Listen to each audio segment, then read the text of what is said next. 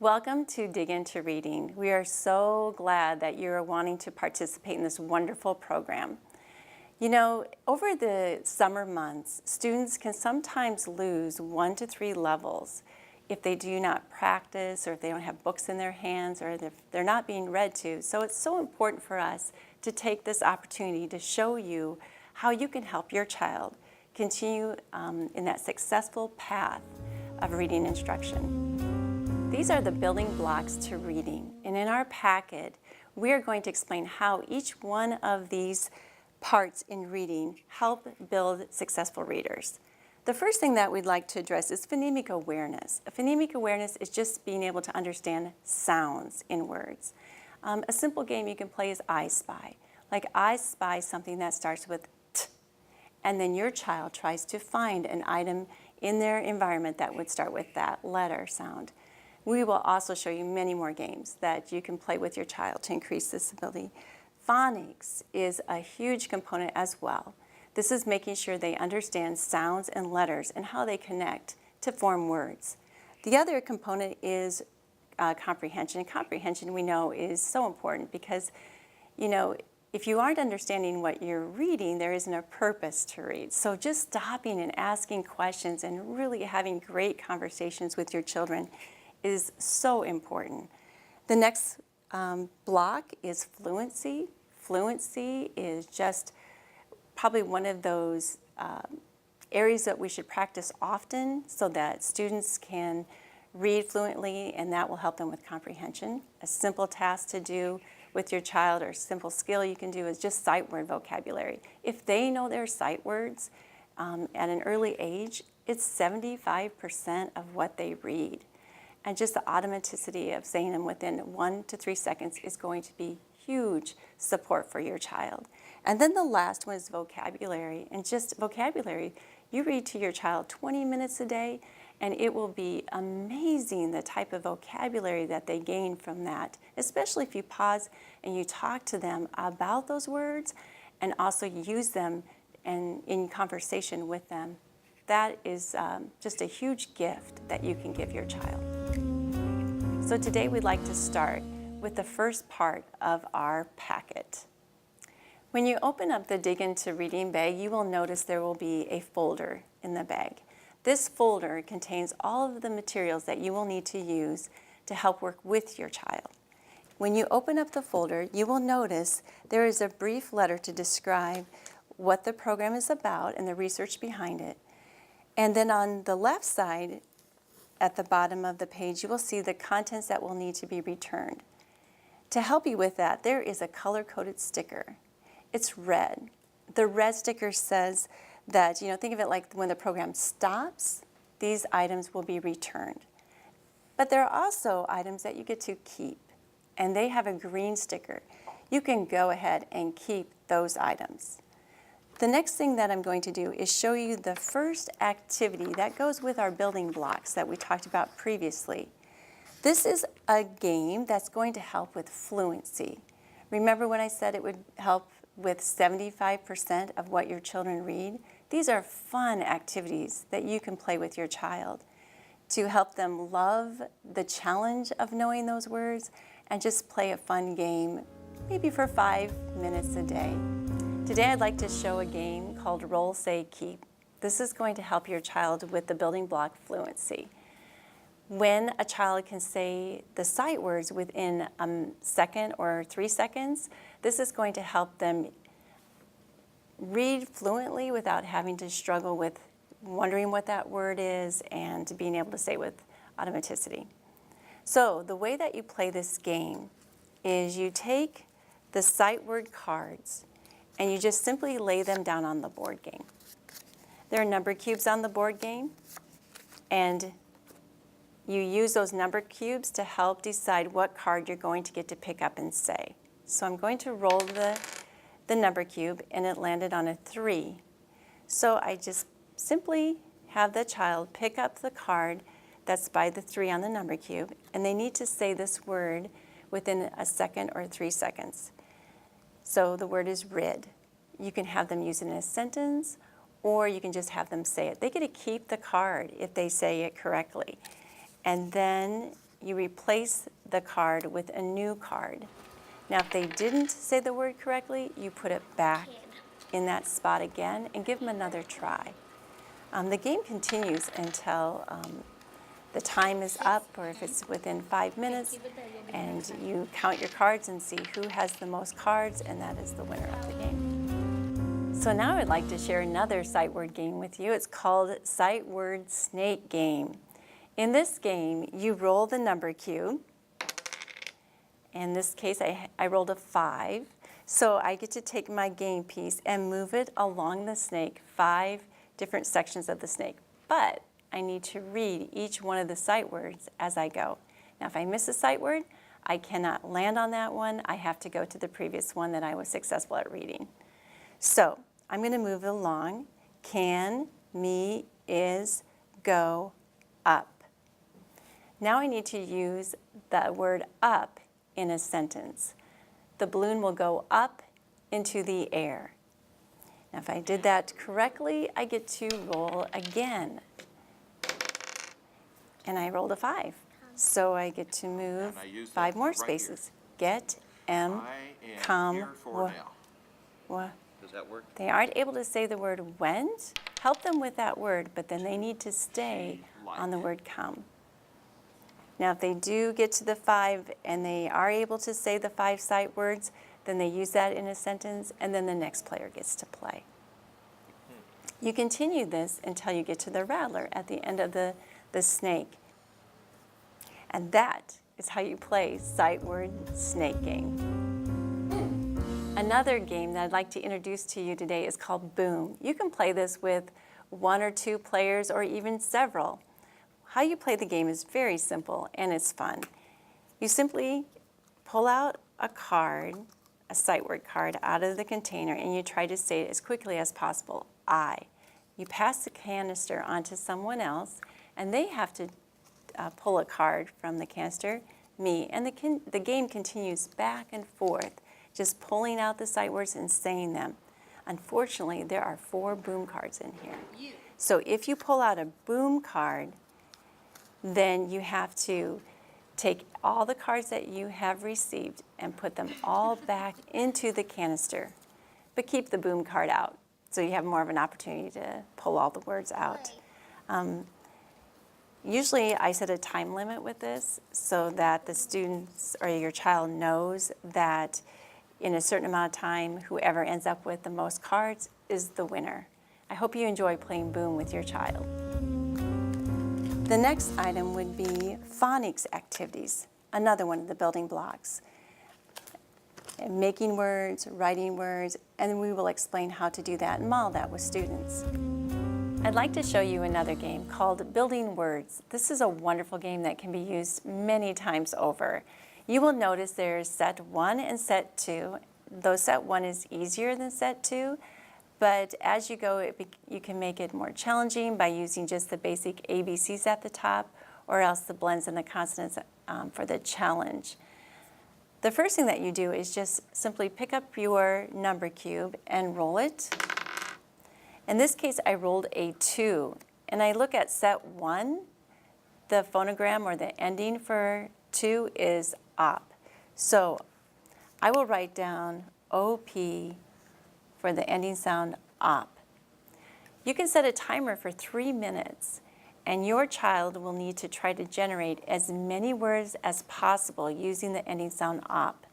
I'd look up at the alphabet and I'd say bop, and then I have to try to make another word, maybe cop or H, hop. And as they write, they need to read the word. And at the end of 3 minutes, however many words they've generated that are real words, they get a point for that. To make it even more challenging, they can flip to the back and they can actually use 1 or 2 of these words in a sentence, like I will hop over to my mom. And have them underline the word hop. just to make sure they understand how we're making connection from writing words to actually using them in text. The next thing that I'd like to show you today is an activity to help build phonics.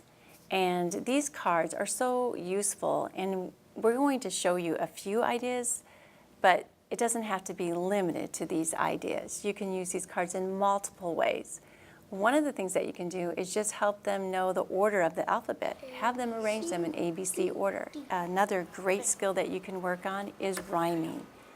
If you pull the word dog, you can have the child take the marker and write a word that would rhyme with dog and start generating a list of words like dog, log, fog, bog, and just see how they know. If they can read and say dog, they can read and say so many other words. Another activity that you can do is you can have them spell the word cake and think about how the word cake starts, and then try to think of all the words that start with that same hard C sound. Cake, cape, and have them start just writing things down. And you could actually write the words down if they're too difficult for them to read. We're just trying to get them to understand that letters and symbols and sound are all put together to create words. The other activity that you can do is you can also take a word that has several syllables and clap it out, like wagon, and have them sort words, like 2-syllable words or 3-syllable words, like wagon. That would be a 2-syllable, and you could put 2 and then have them put those cards in that category.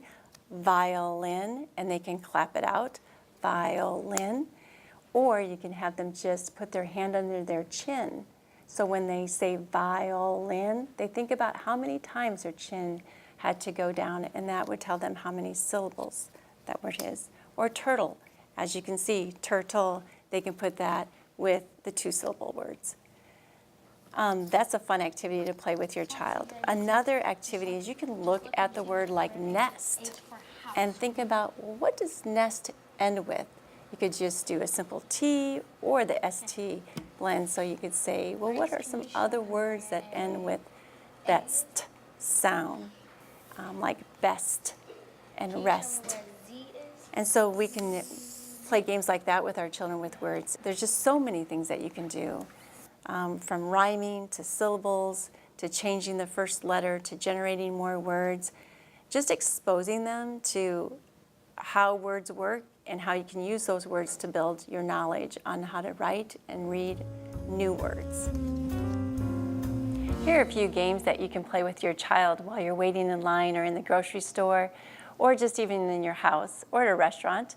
They're very simple. One would be a rhyming game. You could say, I'm thinking of the word cat. Can you think of another word that would rhyme with cat? And have them generate several words, maybe like hat, bat, mat. Another game other than a rhyming game would be just having 3 words that you would give them and say, I want you to listen to these 3 words and tell me which one does not belong with this group, which one is different. And tell them to listen to the beginning sounds. For instance, you could say cake, man, cat. Which one does not belong with the group? Another game would be you could just pull out a letter out of your mind, like, okay, your name starts with A, so let's come up with sentences that have 4 A words in them, like Aunt Annie ate apples. And you try to see how many words you could make, how many sentences you could create by using 1 letter. These are just simple games you can play with them and your child, and just have a great time practicing those phonemic awareness skills. The next section are the books that your child actually gets to read and enjoy. You know, you might not want to read the book over 5 times, but your child will love to reread those books over and over and over again, and we highly encourage that, because that is what makes an expert reader. In your Dig Into Reading folder, you will find a pocket, and in the pocket, there are books for your child that are just the right level for your child, or will become the right level for your child over the summer months. Reading to your child and listening to your child read 20 minutes a day is the most important activity and the best gift that you can give your child. It will set your child up for academic success for a lifetime. The games and activities that we previously showed you are all wonderful as long as you connect it to the reading. One thing that you can do that's just wonderful is after you play those fluency games, do an I Spy a sight word. You could play I Spy a sight word, you could go back in the text and actually see those words you've been practicing. You can just savor the book by doing a little picture walk or walking through the book and looking at each picture and talking about the illustrations and what's funny or something they think that's exciting.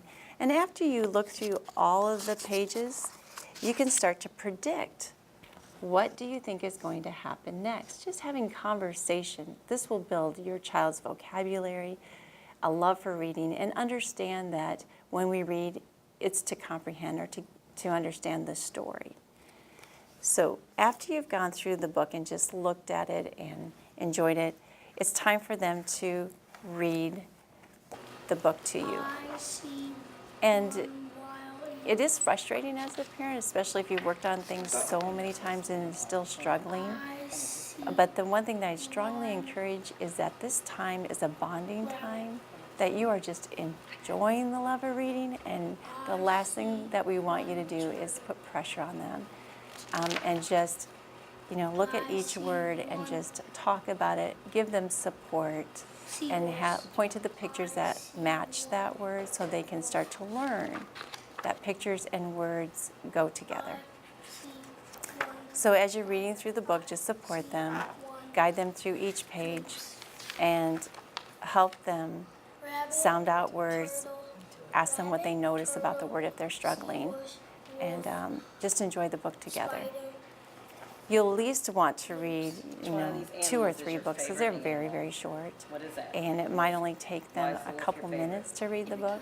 Give them a chance to reread text over and over again, and maybe 2 to 3 books a day. The rest of the time, you will get to share your love of reading by reading the books that are also in the packet. When we're working on all of the different skills like fluency and vocabulary and phonics and phonemic awareness, those are all helping us learn how to read. And comprehension is all about reading to learn. And we always want to make sure we're checking to see if our child understands what they read, and just to make aware of when you're reading, you need to be talking about the text and you need to be thinking about the text. There's 2 tools within this packet that's going to help you with that. The first is a bookmark. And on the bookmark, it tells you what you can do before reading, during reading, and after reading. Very simple prompts that you can give your child to help them stop and pause and think, make predictions, and also work on retelling what are the most important events in the text. The other thing that you can do is take a moment and have them jot down what was something they were thinking when they were reading. These things are really important to seeing how your child is thinking about the text, because if they are